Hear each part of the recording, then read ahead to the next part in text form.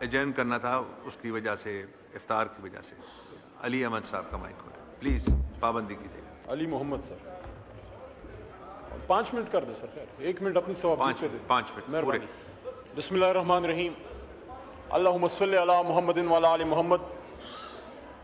وطن کی فکر کر ناداں مصیبت آنے والی ہے، وطن کی فکر کر ناداں مصیبت آنے والی ہے، تیری بربادیوں کے مشورے ہیں آسمانوں میں۔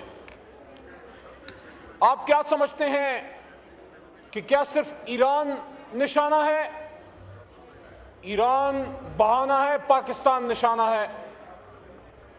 آج سے بہت سال پہلے اسرائیل ہی کے وزیر اعظم ڈیوڈ گورین نے پیرس میں یہ بات کی تھی۔ پچھلے دنوں ہمارے اپوزیشن لیڈر اچکزئی صاحب نے بھی ان کا ذکر کیا، تو میں گورین کے اس بیان کا صحیح حوالہ یہاں دے دوں۔ اس نے پیرس میں سوربون یونیورسٹی میں یہ کہا تھا کہ پاکستان ہمارا نظریاتی جواب ہے اور یہ ہمارے حلیف ملک، دوست ملک بھارت کو توڑ کے بنایا گیا۔ یہ تعلق ہے بھارت کا اور اسرائیل کا۔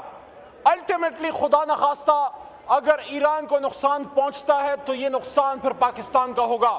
اگر کسی کا یہ خیال ہے کہ یہ حملہ شیعہ اسلام پہ ہے، یہ حملہ اسلام پہ ہے، اسلام میں نہ شیعہ ہے نہ سنی ہے۔ حضور نبی کریم صلی اللہ علیہ وسلم نے ہمیں مسلمان بنا کے چھوڑا تھا۔ ایک ہو مسلم، حرم کی پاسبانی کے لیے نیل کے ساحل سے لے کے تابخا کے کاشغر۔ علی خامنائی آپ کو سلام، علی خامنائی آپ کے خون کو سلام، آپ کے خاندان کو سلام۔ 86 سالہ بزرگ بھی شہید، 16 مہینے کی بچے بھی شہید، ہماری ماں ان کی وائف وہ بھی شہید، ان کا داماد بھی شہید، اور شہیدوں پہ شہید۔ لیکن افسوس کی بات ہے کہ جو 170 بچیاں شہید ہوئی ہیں، میں سمجھتا ہوں، میں مناسب سمجھتا ہوں کہ میں اپنے ملک کے وزیر اعظم سے بصد احترام یہ بات رکھوں کہ آپ نے جس بھی سوچ کے ساتھ ٹرمپ کے لیے فیصلہ کیا تھا کہ اس کو نوبیل پیس پرائز کے لیے نامنیٹ کریں، مجھے امید ہے میری یہ بات کاٹی نہیں جائے گی، یہ میوٹ نہیں کی جائے گی۔ میں انہیں پاکستان کے اندر رہتے ہوئے یہ بات کر رہا ہوں، جس کے ہاتھ پہ مسلمانوں کے ایک عظیم لیڈر کا خون ہے وہ سب کو چھو سکتا ہے، وہ امن کا پیغمبر نہیں ہو سکتا، وہ امن کا نمائندہ نہیں ہو سکتا۔ ایپسٹین فائل والے ہمیں بتائیں گے بزرگوں کی اور بچوں کی حرمت کیا ہے۔ ہم گائیڈنس کے لیے نبی پاک صلی اللہ علیہ وسلم کی طرف، مدینہ منورہ کی طرف دیکھنے والے لوگ ہیں۔ آج اس ملک میں سیاسی، اسپیکر صاحب آخری شاید 2-3 منٹ ہوں، مجھے سن لیجئے۔ آج اس ملک میں ہمیں جو خطرات ہیں، ایران پہ جو حملہ ہوا، ہم سٹرونگلی کنڈیم کرتے ہیں، امریکہ کو بھی اور اسرائیل کو بھی۔ اور میں یہ سمجھتا ہوں کہ حکومت کی بھی ذمہ داری ہے کہ they must call a spade a spade. They must come out in open and say کہ ہم اپوز کرتے ہیں، ہم مذمت کرتے ہیں ایران پہ، اسرائیل کی ایما پہ، امریکہ دونوں کا حملہ، لیکن ساتھ ساتھ ہم یہ ڈیمانڈ بھی رکھتے ہیں، پاکستان کو اللہ تعالیٰ نے ایک سرداری دی ہے، پاکستان کو امت مسلمہ ایک لیڈرشپ رول ہے۔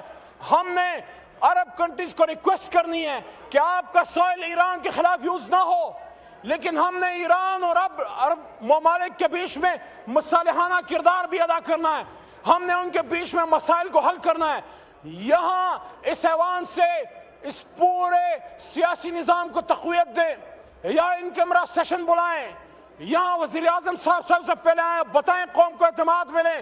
وزیر اعظم صاحب ابھی تک نہیں بولے، وزیر اعظم صاحب بتائیں کہ وہ کہاں کھڑے ہیں، پاکستان کو کہاں دیکھنا چاہتا ہوں۔ میری بات یاد رکھیے، آپ کا ایسٹرن بارڈر تو غیر محفوظ تھا ہی، اس حکومت کی غلط پالیسیز کی وجہ سے آپ کا ویسٹرن بارڈر غیر محفوظ ہو گیا۔ وہ قبائل جو بغیر وردی کے آپ کے سپاہی تھے، ان قبائل کی بچیاں، ان کے گھر اس وقت توپوں کے نشانے پہ ہیں۔ وہ افغان جس کے لیے آپ ہی کے سابق وزیر اعظم نے یہاں پہ 2 بار امت مسلمہ کو کھٹا کیا، اور میں تو افغانستان کو بھی کہنا چاہتا ہوں، آپ کیا کر رہے ہیں؟ آپ اپنے آپ کو بھارت اسرائیل سے دور کیجئے، آپ کو تو پاکستان کا دائیں ہاتھ بننا ہے، کیونکہ پاکستان کلمہ طیبہ کے نام پہ بنا۔ لیکن آخری بات، اسپیکر صاحب، آخری بات، اگر ہم سمجھتے ہیں کہ ہم اس ملک میں بغیر قومی یکجہتی کے ان چیلنجز کا سامنا کر لیں گے تو ممکن نہیں ہے۔ قومی یکجہتی کے لیے آپ ملک کے سابق وزیر اعظم عمران خان صاحب تک ہمیں رسائی دیں اور ان کو باہر لے کے آئیں، اور عمران خان، میاں نواز شریف، فضل الرحمان صاحب، اچکزئی صاحب، یہ سارے اکابرین بیٹھے ہیں، بلاول صاحب یا زرداری صاحب اور پھر مضبوط فیصلے کریں. اس شعر کے ساتھ اجازت چاہتا ہوں کہ میں تجھ کو سکھاؤں میں تقدیر امم کیا ہے. شکر کریں کہ کسی نے یہاں وہ ایٹم بم بنا دیا تھا, ورنہ ہم بھی فارغ ہوتے. کہ تجھ کو سکھاؤں میں تقدیر امم کیا ہے. شمشیر و ثنا اول طاؤس رباب آخر. شکریہ.